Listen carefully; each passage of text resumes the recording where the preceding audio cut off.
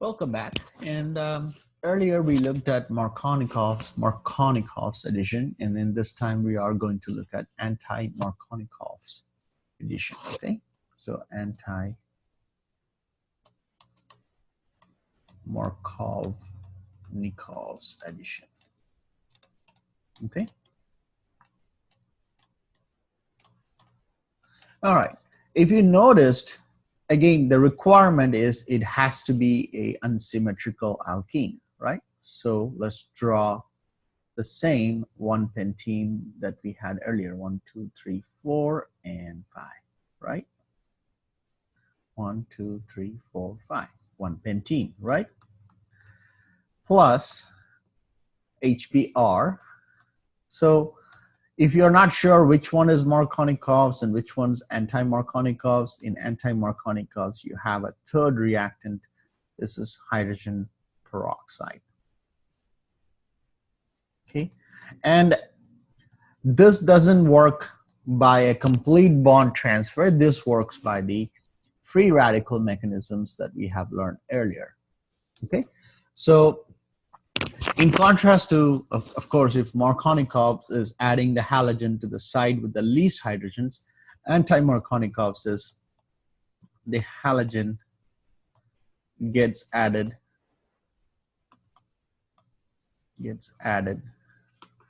to the side of the double bond. Okay, again, I'm writing a little bit not technical, but it gets the point across, so that's good. The halogen gets added to the side of the double bond, okay, with more hydrogens, okay. All right, so if we follow that statement to its face value, then this side has 2 hydrogens, right? And this side has only 1 hydrogen, right? If we take that statement literally for its face value, then we would expect our product, so the Br would go here and then the hydrogen would go there, right? So let's go ahead and draw the product before we look at the mechanism. Okay, so obviously we have our 2 hydrogens here and we have our 1 hydrogen here. So let's get another color so we can see the transformation and what has happened. So the Br would go here, the hydrogen would go there, right? In contrast to how there were no free radicals involved with the Markovnikov's addition, the anti-Markovnikov's addition does involve free radical mechanism. So let's go ahead and write that down. Okay, hydrogen peroxide, okay, looks like this.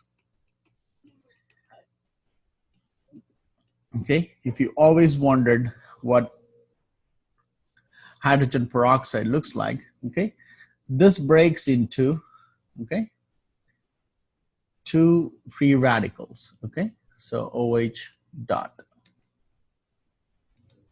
Okay, how does that happen? Well, that's what's happening. This bond is split into 2, resulting in 2 OH free radicals. Okay, now what happens is one of the free radicals, okay, reacts with your H bond Br, okay. One of the, there's again 2 bonds here, right? Right, this combines with this free radical and this goes here, right? Which leaves us with 2 products, okay? One of them is water, obviously, right? Plus Br dot, right? Now what happens? Now let's get the actual molecule in. See, this is exactly the reason why I taught you the free radical first before I wanted to get into this, because then it just makes more sense, okay? Now let's write our Br.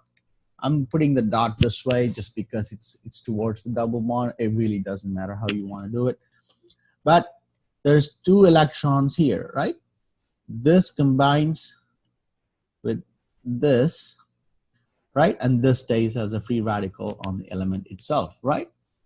So let's get our red.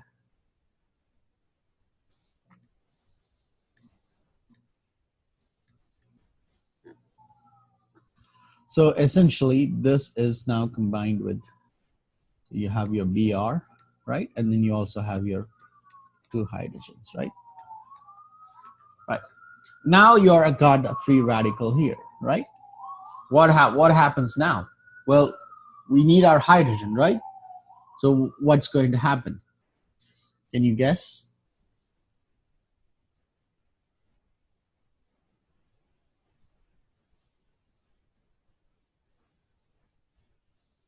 Well, you guessed it, right? Okay, you got another, again, like I said, I think half the time the problem with learning chemistry is people just think there's only one HBr, one H2O2. If this is happening in an aqueous phase or even gas phase or solid phase, there's probably more than one of these things, okay?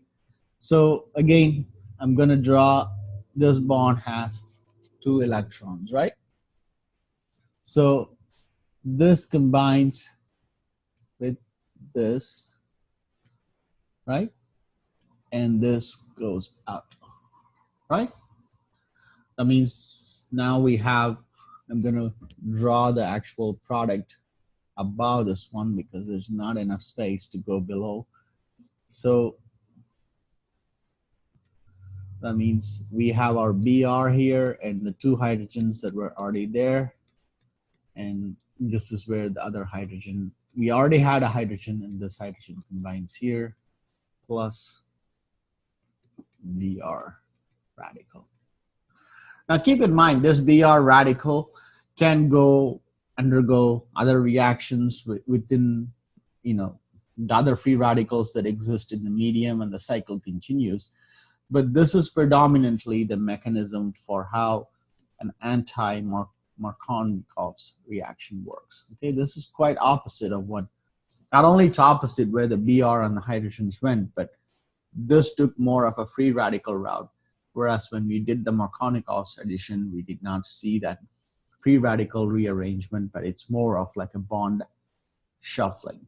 Okay, so how do I recognize Markovnikov's and anti-Markovnikov's? Well, Markovnikov's does not have the peroxide, and anti-Markovnikov's does have the peroxide. So that's an indication on which one you're dealing with and where the hydrogens and the Br would go. This seems very simple, but statistically speaking, every time I've given a test or a quiz or a homework, people always got them mixed up. And I'm not sure if they can just remember, despite the fact there is a hydrogen peroxide. I even write it out just like I did on the screen here. Still, they write the Markovnikov's product. That's because they are blindly thinking of HBr. They're not really looking deep into what is happening. So try to avoid making that mistake, because this is a very easy question on a test. Okay, so that's anti-Markovnikov's. And then I got one more video for this series of videos, which is the Diels-Alder reaction. Okay, which is again very similar to Markovnikov's, but we don't add anything, but we combine 2 alkenes and make a adduct. Okay, a Diels-Alder adduct. Okay, so that's even easier, but again, people somehow find it so difficult, and I don't know why, but hopefully with my video and the way things explain, maybe it's easy on you that you don't get it wrong, but it's not really that difficult of a concept. So don't get the Markovnikov's and anti-Markovnikov's mixed up. Eventually you may have to find a mnemonic or some kind of clue or some kind of riddle in your mind that attaches one to the other and the other one to the other. But if you don't, you're always going to get it mixed up. And wherever you wanted Markovnikov's, you give anti-Markovnikov's product. Wherever you wanted anti-Markovnikov's, you give the Markovnikov's product. So don't get it confused. One has hydrogen peroxide, the other doesn't. Okay, that's the only way to recognize one between the other. All right, so stay tuned for the last video of this series, and that's Diels-Alder reaction.